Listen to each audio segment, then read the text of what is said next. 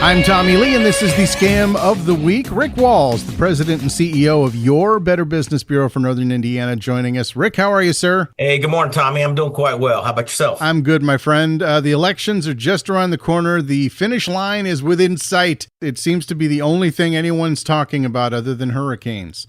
From TV and social media to conversations on the street, the buzz is everywhere for the vote. And emotions are running high, whether it's the candidate's campaign or a passionate voter. This is the perfect environment for scammers to strike. So you said there's an election coming up. I hadn't heard anything about that. Yeah, you're right, Tommy. You know, scammers are always keeping their eye out on current events, and the election season is no different.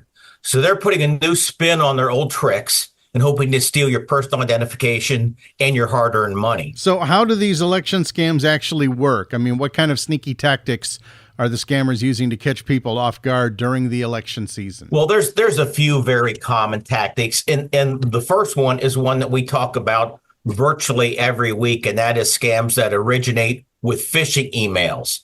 So in this case, they appear to come from a candidate or a political party.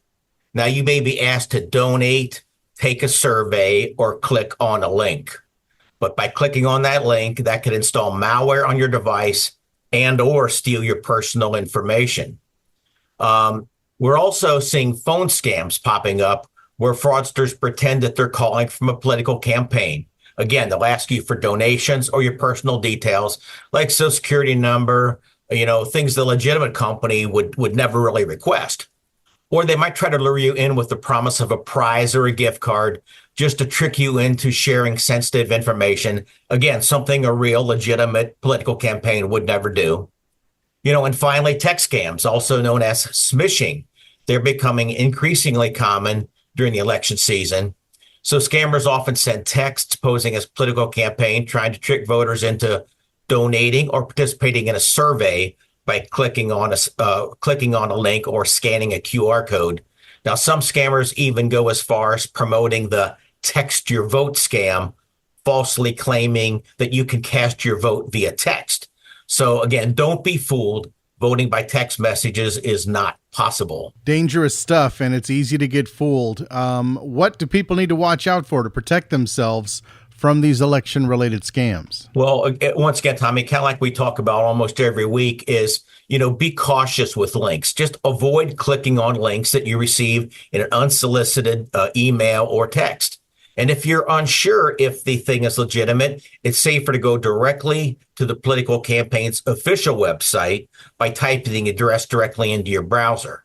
This helps prevent falling for phishing scams that, again, can steal your personal information or your money.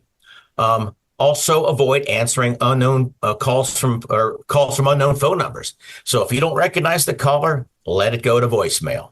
Scammers can't trick you if they don't engage you in the first place. And of course, keep your personal information private.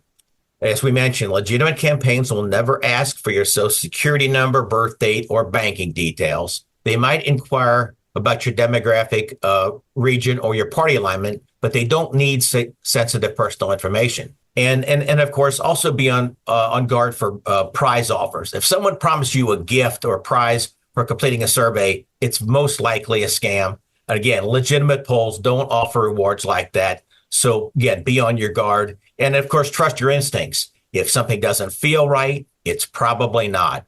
And when in doubt, contact the local election office for guidance if you have concerns. Great tips as always, Rick. And what steps should someone follow if they believe that they have been targeted by a scam? Well, again, Tommy, if you encounter that scam or if you lost money due to a scam, you want to report it to the legitimate agency that was impersonated. Depending on how you gave your money, report it to your bank or your credit card company. And of course, report it to the FTC at reportfraud.ftc.gov. And whether you've lost money or not, we always ask you to report it to the BBB at bbb.org/scam tracker, because your story can help other folks from falling victim to that same scam. Rick Walz with the Better Business Bureau of Northern Indiana. Always a pleasure, sir, and we will talk again soon on the Scam of the Week. Look forward to it, Tommy. Take care. Podcasts by Federated Media.